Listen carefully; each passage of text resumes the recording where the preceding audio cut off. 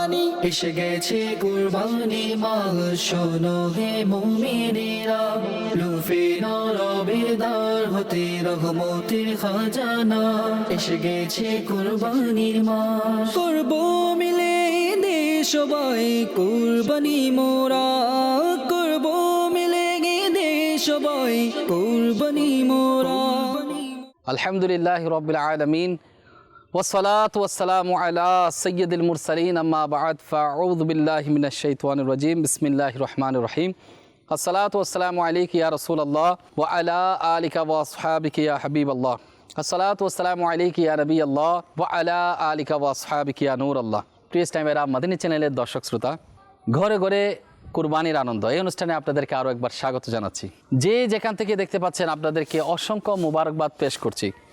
এবং হজের এই সিজনে মাশাআল্লাহ সবাই বরকত নেওয়ার জন্য হাজী সাহেবগণ হজের জন্য প্রস্তুতি এবং সবাই চলে গিয়েছে হজের মধ্যে প্রস্তুতি এবং হজের কার্যক্রম সম্পন্ন করছে।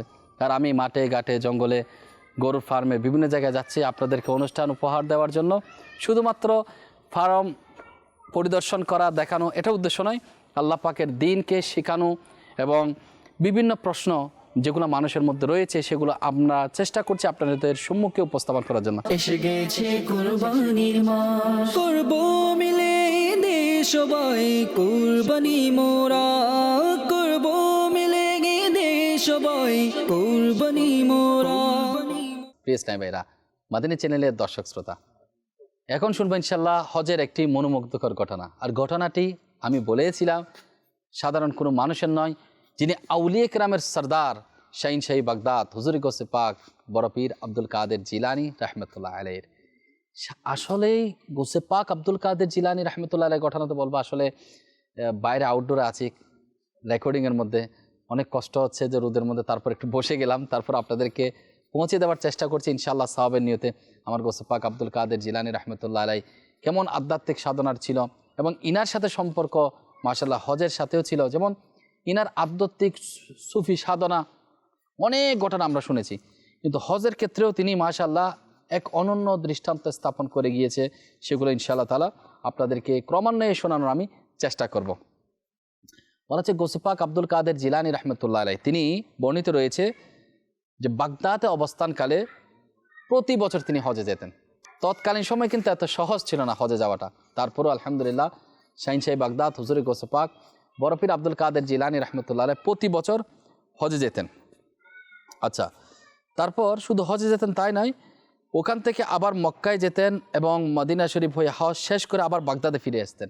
এখনকার সময়ের মতো তখন সহজ ছিল না, কিন্তু তিনি কন্টিনিউ হজের মধ্যে যাতায়াত করতেন।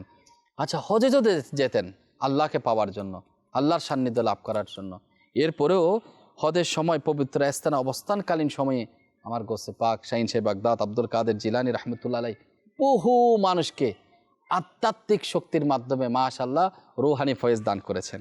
একবার শেখ হাসান ফারসি রহমতুল্লাহ আলাইহির উপর এমন দৃষ্টিপাত করার পর তিনি বেকুল হয়ে যান এবং তার হারিয়ে যাওয়া রুহানি শক্তি আবার ফিরে পান, অর্থাৎ তেনার রুহানি শক্তিটা পুনরায় জীবিত হয় গৌসে পাক রহমতুল্লাহ আলাইহির শুভ দৃষ্টির বদৌলতে। এটা হজের মধ্যে ঘটেছিল। এবং সুবহানাল্লাহ, আপনি অবাক হয়ে যাবেন, আমার বড় পীর শাহিন শাহী বাগদাদ হুজুর গৌসে পাক বড় পীর আব্দুল কাদের জিলানী রহমতুল্লাহ আলাইহি দীর্ঘ যাত্রার মাঝেও, হজের দীর্ঘ যাত্রার মাঝেও তিনি দীর্ঘ 25 বছর ধরে বাগদাদের মরুর একেবারে নির্জনের মধ্যে আল্লাহ পাকের ধ্যানের মধ্যে মগ্ন ছিলেন। তিনি তো প্রতি বছর হজে যেতেন, এরপরও তো আল্লাহকে তো রাজি করেছেন, আল্লাহকে তো খুশি করেছেন, এরপরও ইবাদত বন্দুকে ছেড়ে দেয় নাই। বাগদাদের মরুর সুবহানাল্লাহ মরু অঞ্চলের মধ্যে 25 বছর আল্লাহ পাকের সান্নিধ্য লাভ করার জন্য তিনি ধ্যান ধারণা সাধনা এগুলো করেছেন। আল্লাহ পাক গৌসে পাকের ফয়জাত আমাদেরকে নসিব করুন, গৌসে পাকের ফয়জ বারকাত আল্লাহ পাক আমাদেরকে নসিব করুন। সাল্লু আলাল হাবিব সাল্লাল্লাহু তাআলা আলা মুহাম্মদ সাল্লাল্লাহু আলাইহি ওয়াসাল্লাম। প্রিয় ইসলামেরা, মাদানী চ্যানেলের দর্শক শ্রোতা, শুনছিলাম গৌসে পাক শাহিন শাহী বাগদাদ আব্দুল কাদের জিলানী রহমতুল্লাহ আলাইহির হজ যাত্রা সম্পর্কে, হজের সাথে এনার সম্পর্ক রয়েছে। এরপরেও নিজেকে কত বড় গুনেগার আমার গৌসে পাক আব্দুল কাদের জিলানী রহমতুল্লাহ নিজেকে গুনেগার সাব্যস্ত করে, গুনেগার মনে করে আল্লাহ তাআলার দরবারে নিজেকে একেবারে নিজেকে উপস্থাপন করছে, সেই ঘটনা শুনলে আপনি অবাক হয়ে যাবেন। যে গৌসে পাক আব্দুল কাদের জিলানী রহমতুল্লাহ আলাইহি কাবার গিলাফ ধরে যে অজুর নয়নে কান্না করা, এটা অনেকে শুনেছেন, আপনারা অনেকেই শুনেছেন ঘটনাটা। যে আল্লাহ আমি যদি আপনার দরবারে গুনেহগার হিসেবে উপস্থিত হই, তাহলে আমাকে অন্ধ করে কাল কিয়ামতের দিন উঠাবে, যাতে হাসরের ময়দানে আমি আপনার প্রিয় বান্দাদের সামনে লজ্জিত না হই। আল্লাহ, আমি যদি গুনাহগার অবস্থার মধ্যে থাকি, আল্লাহ আমি যদি গুনাহগার হয়ে তোমার দরবারে উপস্থিত হই, তাহলে আমাকে চোখ অন্ধ করে উঠাও কিয়ামতের দিন, কারণ হাসরের ময়দানে তোমার নেক বান্দাদের সামনে আমাকে লজ্জিত হওয়ার থেকে আল্লাহ তুমি আমাকে রক্ষা করো। বড় পীর আব্দুল কাদের জিলানী রহমতুল্লাহ আলাইহি নিজেকে গুনাহগার সাব্যস্ত করতেছে, বিনয়ী করতেছে এবং কাবার গিরাব ধরে কান্না করতেছে, যে গৌসে পাকের রোহানি শক্তির মাধ্যমে, ইনার শুভ দৃষ্টির মাধ্যমে হাজারো মানুষ বিলায়ত পেয়েছেন, লাখ কোটি মুসলমান আজ পর্যন্ত ইনার ফয়জা বরকত, ইনার মুরিদিন পাচ্ছেন, আর গৌসে পাক আল্লাহর দরবারে গুনাহগার হিসেবে নিজেকে উপস্থাপন করছে। আর আমাদের হালত কি? এরপর শুধু নিজেকে উপস্থাপন করার মধ্যে শেষ তো নয়, রাসূল পাক সাল্লাল্লাহু আলাইহি ওয়াসাল্লামের দুঃখী উম্মতকে কখনো ভুলে নাই। তিনি কেবল নিজের জন্য নয়, বরং তার মুরিদ এবং পুরা মুসলিম উম্মাহ রাসূল পাক আলাইহিস সালাতু ওয়াস সালামের উম্মতের নাজাতের জন্য, কল্যাণের জন্য কাবার সামনে নিজের চোখের অশ্রুকে বিসর্জন করেছেন এবং আল্লাহ তাআলার দরবারে দোয়া করেছেন। এরপর আরও আসছে সুবহানাল্লাহ, কাবার সামনে গৌসে পাক আব্দুল কাদের জিলানী রহমতুল্লাহ আলাইহি যেটা আরজি ছিল, সেটা দুনিয়ার সকল চাওয়া পাওয়ার ঊর্ধ্বে ছিল। দুনিয়ার চাওয়া পাওয়া না, এর অনেক ঊর্ধ্বে ছিল। তিনি আল্লাহ তাআলার দরবারে আল্লাহ তাআলার দিদার দর্শন, আল্লাহ পাকে দেখার জন্য, তার সন্তুষ্টিতে জীবনের মূল লক্ষ্য যাতে হয়, সে হিসেবে আল্লাহকে রাজি করার জন্য যাতে তার জীবনের মূল উদ্দেশ্য হয়, আল্লাহর দরবারে তিনি প্রার্থনা করেছেন। এরপর ইনার আখলাক, ইনার বিনয়ী, ইনার আদব শুনলে আপনি অবাক হয়ে যাবেন। গৌসে পাক আব্দুল কাদের জিলানী রহমতুল্লাহ আলাইহির ব্যাপারে আসছে যে সুবহানাল্লাহ, তিনি যখন কাবার সামনে যেতেন অত্যন্ত আদব এবং বিনয়ের সাথে দাঁড়িয়ে থাকতেন। তার এই আধ্যাত্মিক যে একাগ্রতা থেকে অনেক মানুষ তার দিকে প্রভাবিত হয়েছে এবং সুবহানাল্লাহ তার অসংখ্য মানুষ তার ভক্ত হয়েছে। সুবহানাল্লাহ, যে আল্লাহ তাআলার জন্য নিজেকে বিলীন করে দেয়, সব কিছু বিসর্জন দিয়ে আল্লাহকে পেতে চায়, আল্লাহকে রাজি করতে চায়, আল্লাহকে খুশি করতে চায়, আল্লাহ পাক তার উপর রাজি হয়ে যায়, তার উপর খুশি হয়ে যায়। প্রিয় সাহেবেরা, মাদানী চ্যানেলের দর্শক শ্রোতা, আল্লাহ পাক আমাদেরকে হজ্জে বাইতুল্লাহ নসিব করুক। আল্লাহ পাক গৌসে পাক আব্দুল কাদের জিলানী রহমতুল্লাহ হজর উসিলায় আল্লাহ পাক আমাদের হজকেও কবুল করুক ইনশাআল্লাহ। হজের ঘটনা শুনলাম, এখন আমাদের পথ চলা শুরু হবে আব্দুর রহমান হুজুরের সাথে নিয়ে। ইনশাআল্লাহ আমরা কিছু গ্রাম সাইডে যাব, খামার ভিজিট করব, তাদের থেকে প্রশ্ন নেব এবং ইনশাআল্লাহ তাদের জন্য দোয়া দিব। আল্লাহ পাক আমাদের সবাইকে মাদানী চ্যানেলের সাথে থাকার তৌফিক দান করুক। যারাই দেখতে পাচ্ছেন সবাই লাইক কমেন্টস দিন এবং আলহামদুলিল্লাহ যারা সোশ্যাল মিডিয়ায় দেখতে পাচ্ছেন শেয়ার করে অন্যকে দেখার সুযোগ করে দিন এবং মাদানী চ্যানেলের সাথে চলুন। এসে গেছে কুরবানির মাস, শোনো হে মুমিনেরা, লুফে নরবের দ্বার হতে রহমতের খাজানা। সাল্লু আলাল হাবিব সাল্লাল্লাহু তাআলা আলা মুহাম্মদ সাল্লাল্লাহু আলাইহি ওয়াসাল্লাম। কেমন আছেন আপনি? আলহামদুলিল্লাহ। আপনার নাম কি? আমার নাম মোহাম্মদ বাবুল ব্যাপারী। বাবুল ব্যাপারী। জি, পিতা মোহাম্মদ শাহাবুদ্দিন ব্যাপারী মৃত। মাশাআল্লাহ। আমি উত্তর ইসলামপুরের বাসিন্দা, জেলা ও থানা মুন্সিগঞ্জ। মাশাআল্লাহ মাশাআল্লাহ। আপনার পরিচয় দিচ্ছে মাশাআল্লাহ, এটা তো আপনার খামার না? ওয়ালাইকুম সালাম ওয়া রাহমাতুল্লাহি ওয়া বারাকাতুহু। আমার নাম ফজলুল হক ফজল, আমার বাড়ি উত্তর ইসলামপুর, আমার থানা ও জেলা মুন্সিগঞ্জ সদর। আমি এখানে আমার জন্মগত, আমার দাদার জন্ম থেকে আমি ইসলামপুরের বাসিন্দা। আমার দাদা থেকে, আমার 7 পুরুষ থেকে আমরা এই জায়গায়, আমি 7 নাম্বার। মাশাআল্লাহ। 7 পুরুষ পর্যন্ত আমি এই জায়গায়। মাশাআল্লাহ আমার পরিচয়। মাশাআল্লাহ, আল্লাহ কবুল করুন। জি, আপনার পরিচয়টা বলবেন। আমার গ্রাম উত্তর ইসলামপুরে, আমি ছোট থেকে বড় হয়েছি উত্তর ইসলামপুরে। মাশাআল্লাহ। আমি আপনাদেরকে কিছু প্রশ্ন করব, যদি শুধু কয় প্রতিজনকে একটা একটা করে, যদি শুধু কয় 2টা করে 6টা কিংবা 5টা প্রশ্ন করব, আশা করি আপনারা সঠিক উত্তর দেবেন ইনশাআল্লাহ। আর যদি জানা না থাকে মাদানী চ্যানেলের দর্শক শ্রোতা, ওনাদের প্রশ্ন উত্তর আমি দিয়ে দিব, এর মাধ্যমে ইনশাআল্লাহ আপনাদের জানার সৌভাগ্য অর্জন হয়ে যাবে ইনশাআল্লাহ তাআলা। আপনারা কি প্রস্তুত? জি, সত্যি প্রস্তুত? আমি কি আপনাদেরকে প্রশ্ন করতে পারি? সুবহানাল্লাহ, মাশাআল্লাহ। তাহলে প্রথমে আমার ব্যাপারী সাহেবের কাছে আসি। আমি আপনাকে প্রশ্ন করব, কোন কোন পশু দিয়ে কুরবানি করা যায় একটু কি বলবেন? জি আলহামদুলিল্লাহ। বকরি, উট, দুম্বা, বেড়া এবং গরু, এইসব পশু হালাল পশু দিয়ে কুরবানি করার নিয়ম আছে। হালাল পশু, হালাল জানোয়ার তো অনেক আছে। না, আমি তো নাম বললাম। হ্যাঁ, কি কি বলেন আবার বলেন। বকরি, উট, দুম্বা, বেড়া, গরু। গরু। জি। হ্যাঁ জি হ্যাঁ, প্রিয় স্টাফেরা, মাদানী চ্যানেলের দর্শক শ্রোতা, আমরা সচরাচর এগুলা দিয়ে করি। বাংলাদেশে বিশেষ করে গরু ছাগল বেশি জবাই হয়, হ্যাঁ, কোরবানি হয়। সাথে সাথে অনেক জায়গার মধ্যে যদি কেউ দুব্বা পায় বা এগুলো খুব কমই পাওয়া যায়, কিন্তু বেশিরভাগ করে গরু, মহিষকে দিয়ে দেওয়া যাবে কোরবানি। জি, মহিষও দেওয়া যাবে। জি হ্যাঁ, মহিষকে দিয়ে কোরবানি দেওয়া যাবে। আপনি উত্তর সঠিক দিয়েছেন। জি মাশাল্লাহ। এরপর আমার সভাপতি সাহেব, মাশাল্লাহ, নাকি আমি প্রশ্ন করব যে কোরবানির পশুর বয়স, যে পশু দিয়ে আমি কোরবানি করব, জি, ওই পশুর বয়স কত হতে হবে? সর্বনিম্ন 2 বছর অথবা 2টা দাঁত পড়তে হবে।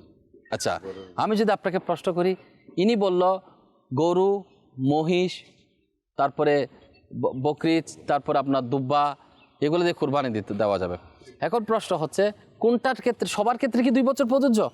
সবার ক্ষেত্রে 2 বছর না, ছাগলের জন্য 1 বছর, উটের জন্য 5 বছর, আর বেড়ার জন্য 1 বছর, আর গরুর জন্য 2 বছর, মহিষের জন্য সর্বনিম্ন 2 বছর, উটের জন্য মনে হয় 5 বছর, আমি যতটুকু জানি। প্রেস্টেভেরা মাদানী চ্যানেলের দর্শক শ্রোতা, উট এদিকে কোরবানি খুব কমই হয়। যদি বা কেউ উট দিয়ে কোরবানি করতে চায়, সেক্ষেত্রে উটের বয়স কমপক্ষে 5 বছর হতে হবে। আর যদি কেউ গরু কিংবা মহিষ দিয়ে কোরবানি দিতে চায়, সেক্ষেত্রে গরু মহিষের বয়স অবশ্যই 2 বছর হতে হবে। এবং যদি কেউ ছাগল, ভেড়া, ধুব্বা কিংবা এগুলো দিয়ে কেউ যদি কোরবানি দিতে চায়, তো তার বয়স কমপক্ষে 1 বছর হতে হবে। এমন দুব্বা দেখতে কিংবা বকরি এমন, যেটা দূর থেকে দেখলে মনে হয় 6 মাস বয়সী, 1 বছর হয় নাই, কিন্তু 6 মাস থেকে যদি একদিনও কম মনে হয়, সেক্ষেত্রে সেটা দিয়ে কোরবানি হবে না, লাগবে 1 বছর। কিন্তু দেখতে দূর থেকে যদি মনে হয় বকরি কিংবা দুব্বা তার বয়সটা 1 বছর হয়েছে, দেখতে এরকম মনে হলে সেটা দিয়ে কোরবানি হয়ে যাবে, সেটা দিয়ে কোরবানি হয়ে যাবে। কিন্তু অবশ্যই সেটা মনে করতে হবে আপনার 1 বছর হয়েছে এরকম হতে হবে। আচ্ছা, আমি পরবর্তী প্রশ্ন আপনার কাছে আসব। এর আগে আমি মাদানী চ্যানেলের দর্শক শ্রোতা, আপনাদেরকে আমি একটু হিন্টস দিব, ইনশাল্লাহ আশা করি আপনারা সাথে থাকবেন এই প্রশ্নের আলোকে। আচ্ছা, এরপর আসুন, আমার এক ভাই আগের পর্বে প্রশ্ন করেছিল গোশত বন্টনের ব্যাপারে, তো আপনাকে আমি ওই সম্পর্কে প্রশ্ন করব, আপনি আমাকে উত্তর দিবেন যে কোরবানির গোশত বন্টন করার নিয়ম পদ্ধতি কি? কুরবানির গোস্ত আমাদের এলাকায় নিয়ম হইলে আমরা 3টা ভাগ করি। আপনাদের এলাকার নিয়ম? হ্যাঁ, আমাদের এলাকায় আমরা অন্য খবর জানি না, কেন শহরের ওটা আমরা জানি না, কিন্তু আমাদের এলাকায় আমরা 3টা ভাগ করি।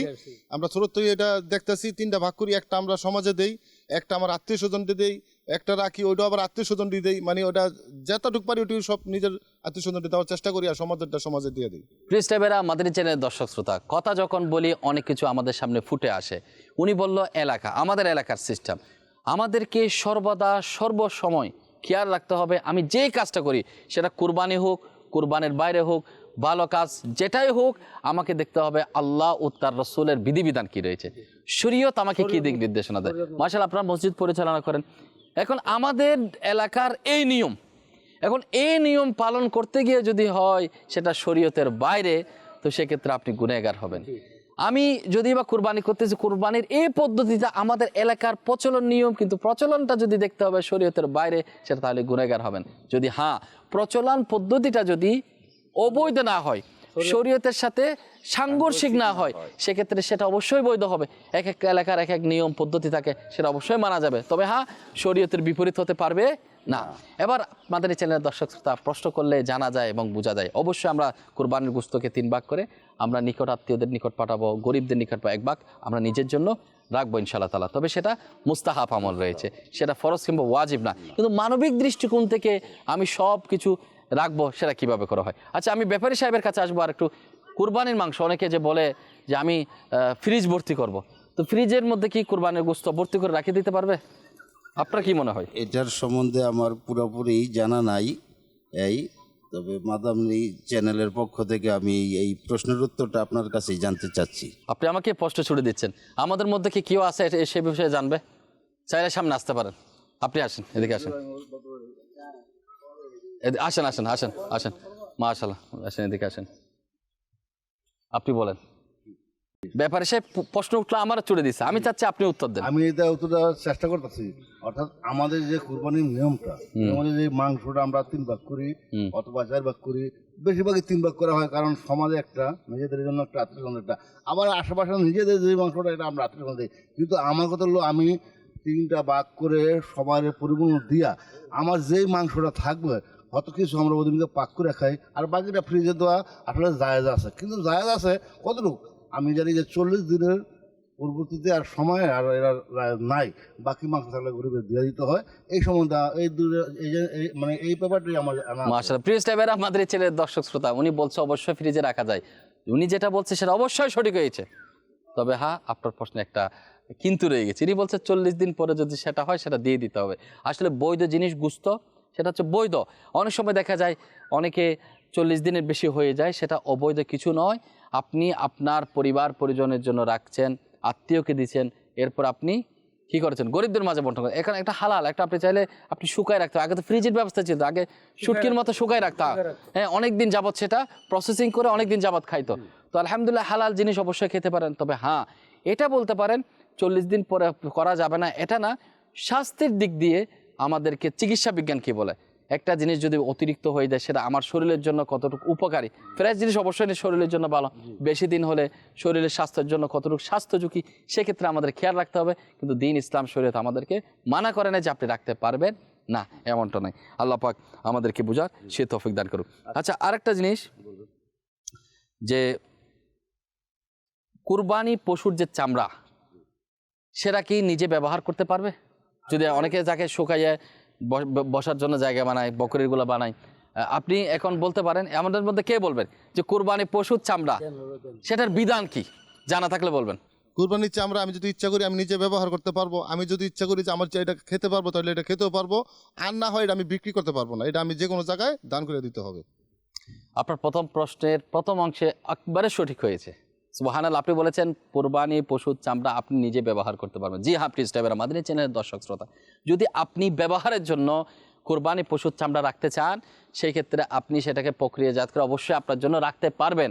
যদি সেটা বিক্রি করে দেন, আপনি বলছেন, উনি বলছেন বিক্রি করা যাবে না, গরিবকে দিয়ে দিতে হবে। বিষয়টা এমন না। যদি আপনি চান সেটা কাউকে গিফট করে দিতে পারেন, গরিবকে গিফট করে দিতে পারেন, নিজের জন্য রাখতে পারেন, গিফট করে দিতে পারেন। তবে যদি সেটা আপনি বিক্রি করে দেন, বিক্রি করা জায়েজ রয়েছে, তবে বিক্রির লব্ধ অর্থ আপনি ব্যবহার করতে পারবেন না। ওই বিক্রি লব্ধ অর্থ কোনো গরিব অসহায় মিসকিনকে আপনি সদকা হিসেবে দিয়ে দিতে হবে, কিংবা যদি কোনো দিনই প্রতিষ্ঠান আছে সেখানে আপনি সে অর্থটা সেখানে আপনি প্রদান করতে পারেন। কিন্তু এটা জায়েজ নাই যে আপনি বিক্রি করে টাকাটা নিজের কাছে রাখবেন বা নিজে ব্যবহার করবেন, সেটার পারমিশন শরীয়ত আমাদেরকে দেয় নাই।